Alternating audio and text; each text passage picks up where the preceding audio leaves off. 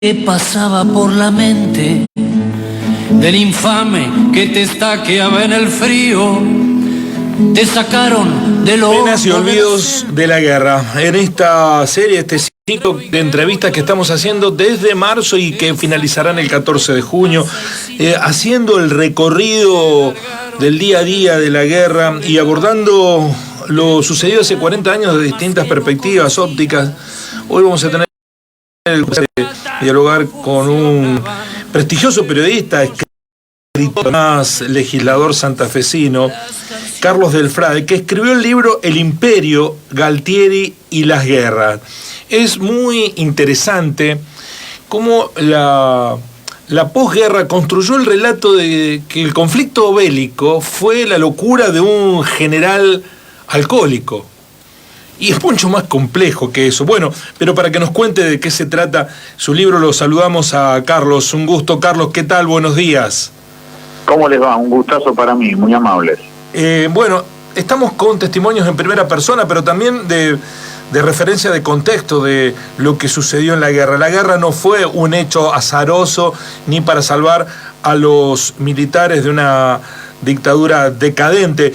Es mucho más profundo el concepto que aborda en el libro publicado, Carlos. Creo que Malvinas, como esas cuestiones profundas de nuestro pueblo, nos afecta en lo individual y en lo colectivo.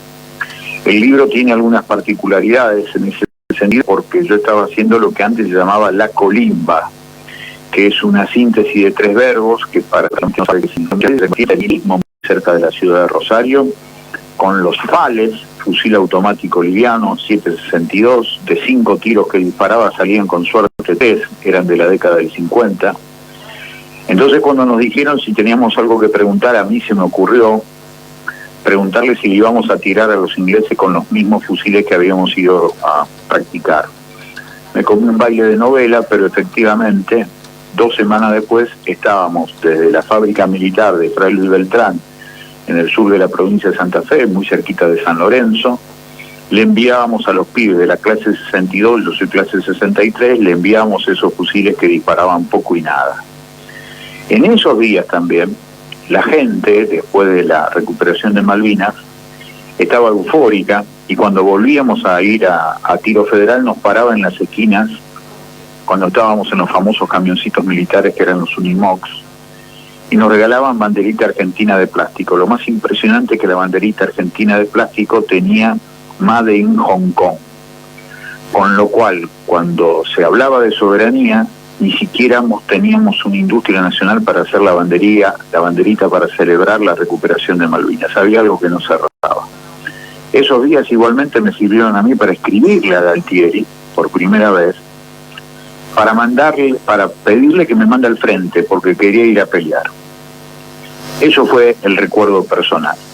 De ahí en más, el libro se instala el 27 de junio del 2001, cuando Galtieri, 5 años antes de morir, me llama por teléfono a mi casa, porque yo había escrito ya 4 libros sobre el terrorismo de Estado, especialmente en la provincia de Santa Fe, en donde el máximo responsable del genocidio en la provincia de Santa Fe, con 169 casos de desaparición de personas, era Galtieri.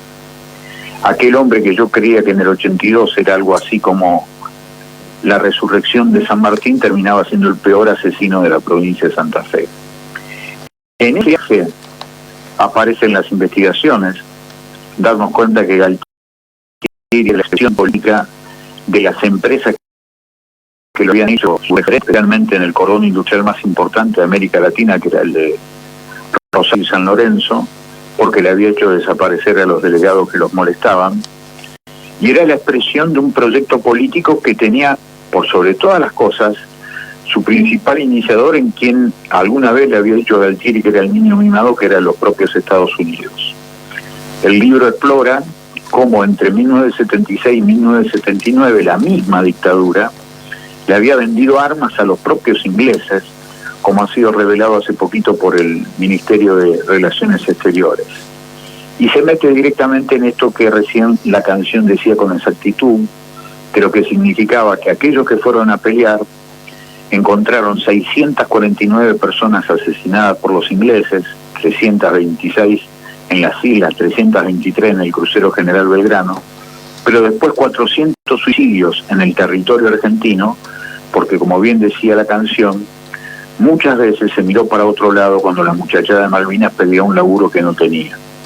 Esos cambios en la manera de leer Malvinas en estos 40 años hacen de la cuestión una cuestión muy profunda. Y efectivamente cuando llega el 2 de abril y llega la inflación de discurso nacionalista, muchas veces berreta, no nos damos cuenta que cuando decimos las Malvinas son argentinas, lo cual es verdad, lo que hay que decir también que la Argentina es de la Argentina, que en el territorio argentino hay 3 veces más ingleses que Malvinas y que manejan alrededor de 50 empresas que van desde fabricación de galletitas y caramelos hasta petróleo y medicamentos, y que alguna vez, si realmente queremos hacer algo concreto, quizás para recuperar Malvinas tenemos que recuperar esas empresas que en la Argentina se llevan todo el dinero a Inglaterra, porque va a ser una buena manera de recuperar las Malvinas para la Argentina, pero también las riquezas argentinas para el pueblo argentino.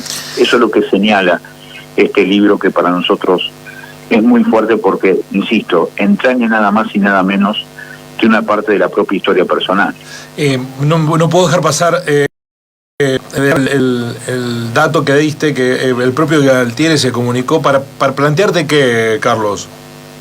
Porque yo le había planteado en esos 4 libros distintos pedidos de entrevista para decirme que no me iba a dar nunca una entrevista por esa cuestión de lo que había sido que Galtieri era el comandante del segundo cuerpo de ejército con asiento en Rosario desde el 12 de octubre del 76 al 9 de febrero del 79, que gracias al apoyo y las desapariciones que produce y gracias al apoyo del primer encuentro narco que tienen las dictaduras argentinas, de hacer en Bolivia, de Videla en Argentina, con Galtieri como comandante del segundo cuerpo, el 24 de abril de 1978 llega el primer cargamento de 200 kilos de cocaína a la zona franca boliviana del puerto rosarino. Por eso Galtieri dice después, y eso está en el clásico libro Malvinas, la trama secreta, en donde Galtieri dice que Bolivia por supuesto que va a apoyar la recuperación de Malvinas, porque nada que pasa en Bolivia es ajeno ni desobedece lo que yo le ordeno a Bolivia. Esto decía Galtieri por aquel acuerdo del primer cargamento narco, una continuidad dolorosa que llega hasta el presente. Ese dato respecto de los militares, la droga y el narcotráfico, está poco explorado en la sociedad argentina, en que hoy vea el problema narco como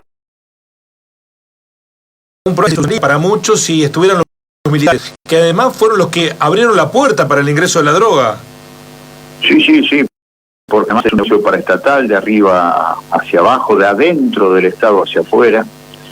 Por eso nosotros decimos que lo que pinta de cuerpo entero a la arqueología del problema en la Argentina es que justamente fue un acuerdo entre Banzer y Videla, con Galtieri como comandante del segundo cuerpo de ejército, y esto lo explica muy bien Aida Levy, que fue la mujer de Roberto Suárez Gómez, el primer gran proveedor de cocaína de toda América, fue el primer proveedor incluso de Pablo Escobar Gaviria, y lo escribe en un libro, Aida Levy, se llama El Rey de la Cocaína, y ahí establece esta relación con la dictadura argentina, que después un oficial del propio ejército confiesa lo que fue aquel cargamento en el año 2009 cuando cayó preso en Brasil porque se lo estaba buscando por delitos de lesa humanidad. Eso creo que imprescindiblemente hay que presentarle a la sociedad, que forma parte de este enorme mosaico roto que es la historia argentina y todo lo que produce Malvinas, porque en cada pedacito disperso de ese mosaico roto nos vamos a encontrar que en cada una de las personas, en cada uno de nosotros, Malvinas tenía un código distinto. Una cosa era pensar Malvinas en 1986 y otra cosa es pensarla hoy.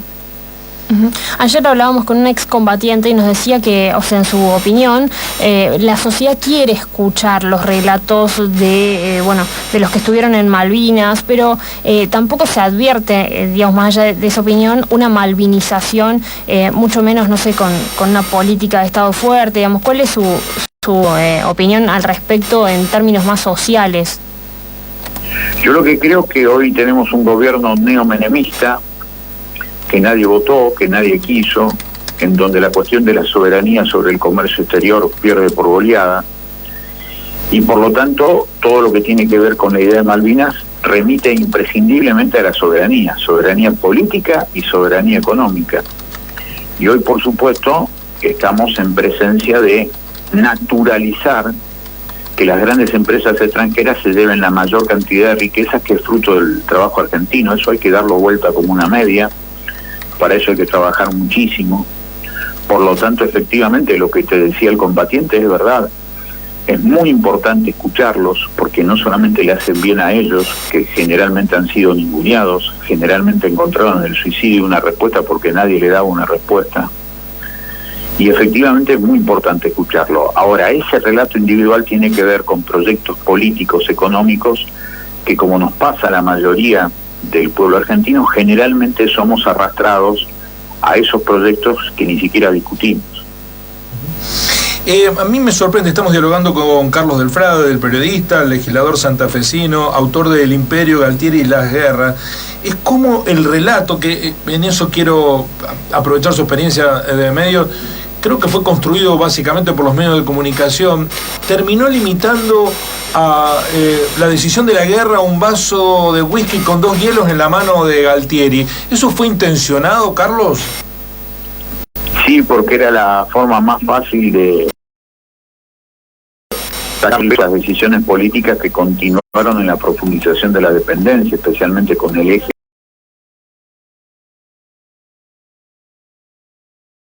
de Estados Unidos, tan Inglaterra, por ser tan impactante, y por eso es tan importante la reivindicación de los combatientes, porque con fusiles de la década del 50 se enfrentaron a la primera potencia de Occidente. Eso es impresionante.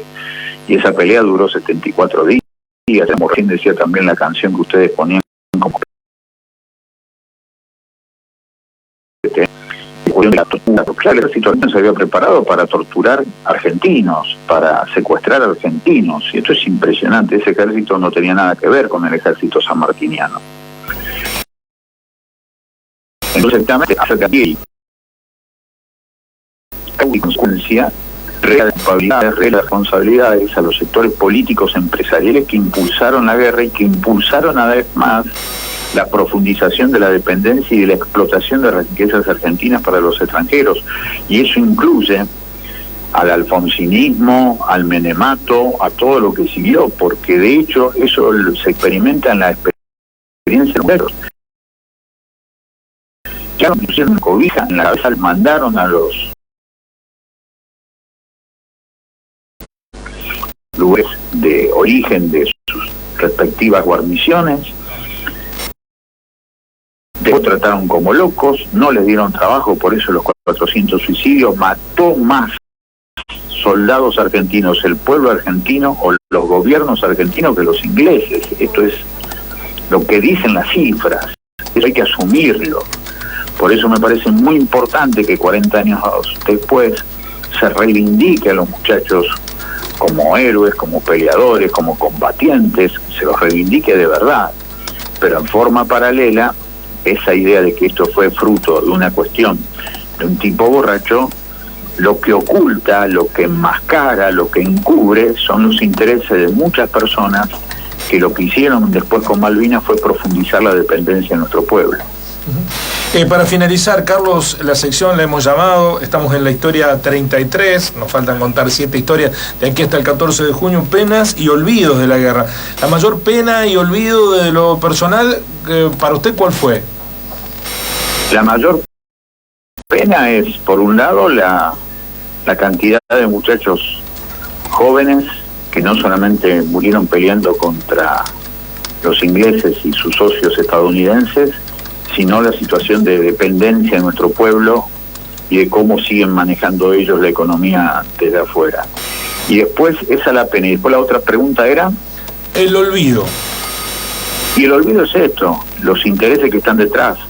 Galtieri fue la expresión de un proyecto político-económico que se manifestó a través suyo, pero esto es un proyecto político-económico que hay que cortar, hay que recuperar la Argentina. Eso me parece que es fundamental. El olvido es ese, hacernos creer que Malvinas es solamente la gran cuestión de la soberanía argentina. No, hay que recuperar la riqueza del pueblo argentino para el pueblo argentino. Y eso incluye, por supuesto, también Malvinas. Carlos, Muchísimas gracias. Había planificada la presentación del libro suyo aquí en Río Cuarto, se ha postergado, pero estamos ansiosos por leerlo. Muy amable por este tiempo. Un gustazo, hasta cualquier momento. Carlos Del Frade, autor de El Imperio, Galtieri y las guerras, tratando de meternos un poco más adentro, ¿no? Debajo de la superficie de lo que históricamente se ha contado en estos 40 años respecto de lo que sucedió en Malvinas y todavía sucede con qué es la soberanía, dónde se ejerce, cómo se ejerce, con qué acciones. Bueno, El Imperio, Galtieri y las guerras es el libro escrito por el periodista, escritor y legislador santafesino. Conocías que con suerte cada tanto